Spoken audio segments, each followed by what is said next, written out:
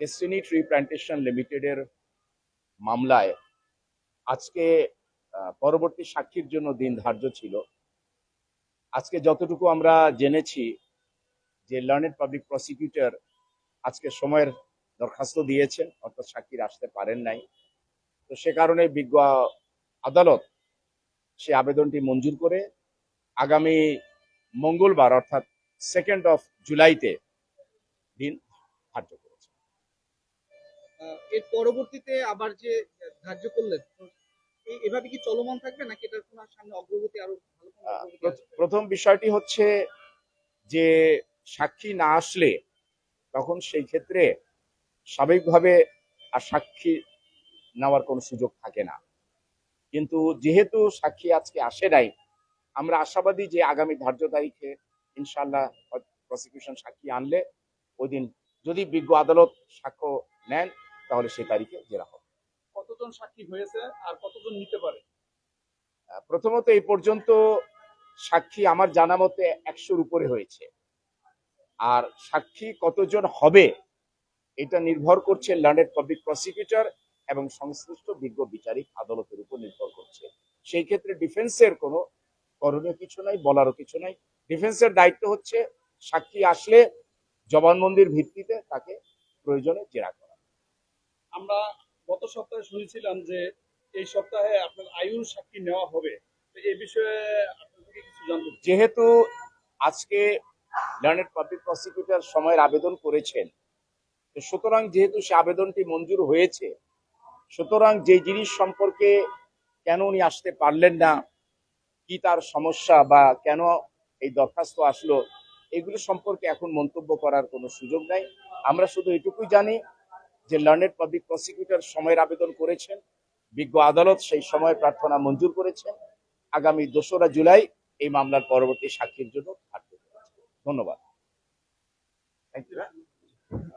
দর্শক, আপনারা যেমনটা শুনছিলেন, আসলে এভাবে যে এখন পর্যন্ত কিন্তু 110 জনের মতো সাক্ষী কিন্তু নেওয়া হয়েছে। তো পরবর্তী যে দিন ধার্য করা হয়েছে সেই দিনে আসলে কতটুকু কি অগ্রগতি হবে সেই বিষয়গুলো কিন্তু আপনাদের সামনে ডেস্টিনি লাইভে কিন্তু আপনাদের সামনে তুলে ধরবো, এবং সেই সাথে আপনাদেরকে সকল এই মামলা সংক্রান্ত সকল বিষয় কিন্তু আপনাদের সামনে প্রেজেন্ট করবো। দর্শক, এর সাথে সাথে আজকে কিন্তু একজন বিনিয়োগকারী আছে এবং তার সাথে তার মতামত আমরা আপনাদের সামনে তুলে ধরবো।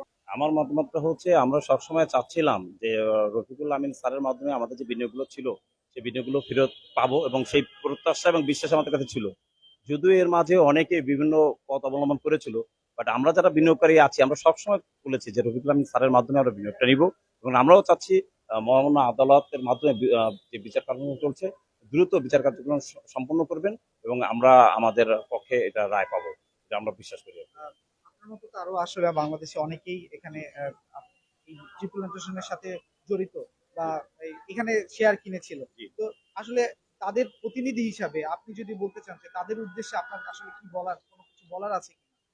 আমাদের একটাই বলার বিষয় যে গণপ্রজাতন্ত্রী বাংলাদেশ সরকারের যে মাননীয় প্রধানমন্ত্রী আছে তার কাছে আমরা বলতে চাই, যেহেতু এই পর্যন্ত যতগুলো সাক্ষী হয়েছে আমরা দেখেছি যে আসলে মানে যদি বলা হয় যে রফিকুল আমিন স্যারকে আসামি করে যে মামলাগুলো করা হয়েছে, অ্যাকচুয়াল তার বিরুদ্ধে কোনো প্রুফ দেখাতে পারেনি, না কোনো মানি লন্ডারিং না আদার্স কোনো টাকা আত্মসাতের বিষয়।